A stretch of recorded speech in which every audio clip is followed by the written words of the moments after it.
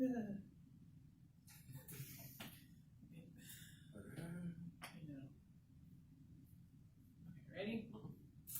Hi everyone, I'm Melissa. And I'm Brandon, and we are here with the Draper Museum Raptor Experience, and we're joined today by our special guest, Teasdale, our great horned owl. And today, we're going to be sharing a special story written just for you guys. And we're going to be talking about some of the ways that Teasdale owls, or a great horned owl, are similar and different in our lives. All right, my friend the owl, by you. I live maybe on a farm, maybe out in the desert, maybe up in the Arctic or out on the Great Plains, or maybe you live in a big city. People live all kinds of different places. Great horned owls live lots of different places too. They might live in a big agricultural area with lots of fields. They might live in a desert. Maybe they live in a swamp. Some owls can actually live up in the Arctic. And lots of owls like to live on farms. My home might be a hut. It might be a house like this one. There are some people that live in teepees. And there are even people who live in houses made of ice. Those are called igloos. Great horned owls don't live in quite the same places. Most of the time, great horned owls live in a tree or maybe inside a barn. When it gets cold, to keep warm, I might sit in front of the fire or turn the heat up inside the house. One of my favorite things to do is to drink some hot chocolate. That makes me feel warmer. I'll also put on my mittens and my hat and wrap up in a big fluffy sweater. All of those things can help me stay nice and toasty. But a great horned owl doesn't do the same kinds of things. To stay warm, Teasdale will use his feathers. He is covered in thousands and thousands of feathers. And when it gets cold out, he fluffs them up a little bit, and that lets the warm air move around closer to his skin. So instead of putting on a hat or a coat, he just puffs up his feathers. People have lots of different kinds of families. Your family might be really small. Maybe it's just you and your mom or your dad. Maybe you live with your grandparents. Maybe you get to hang out with your cousins a lot. Families can be really, really different. Great horned owls, they don't really have big families. And they don't hang out with birds like their cousins.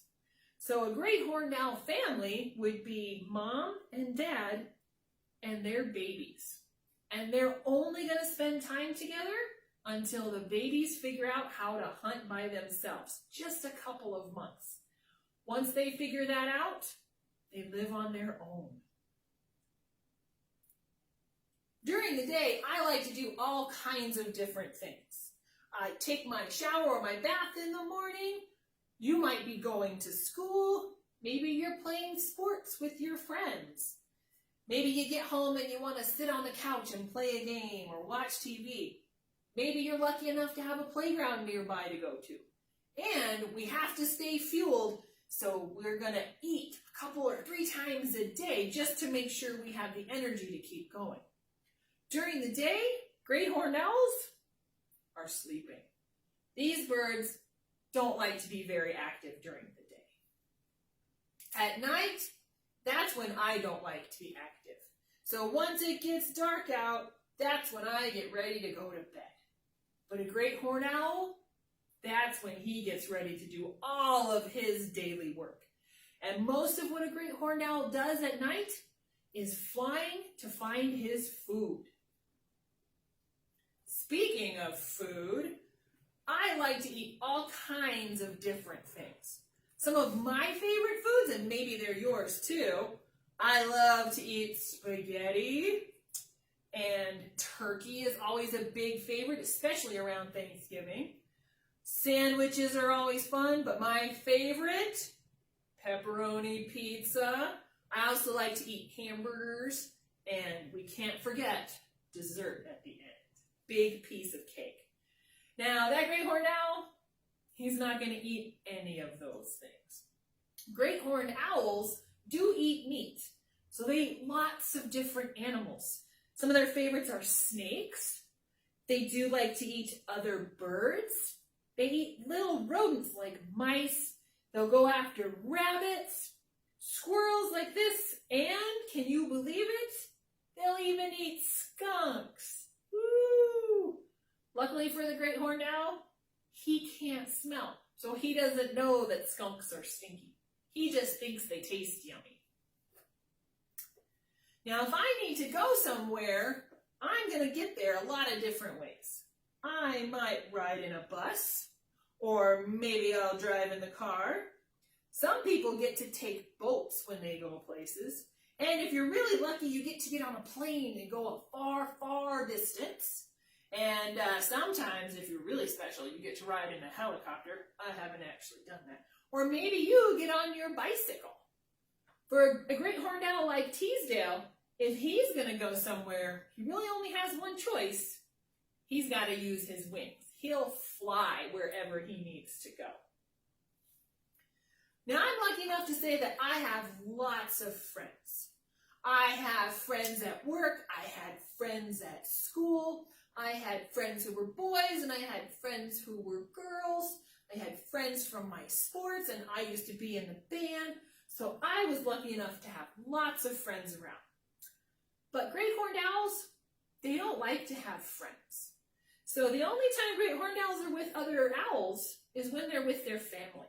So Teasdale doesn't have any friends out there, and after he was old enough to take care of himself, he didn't even hang around with his family.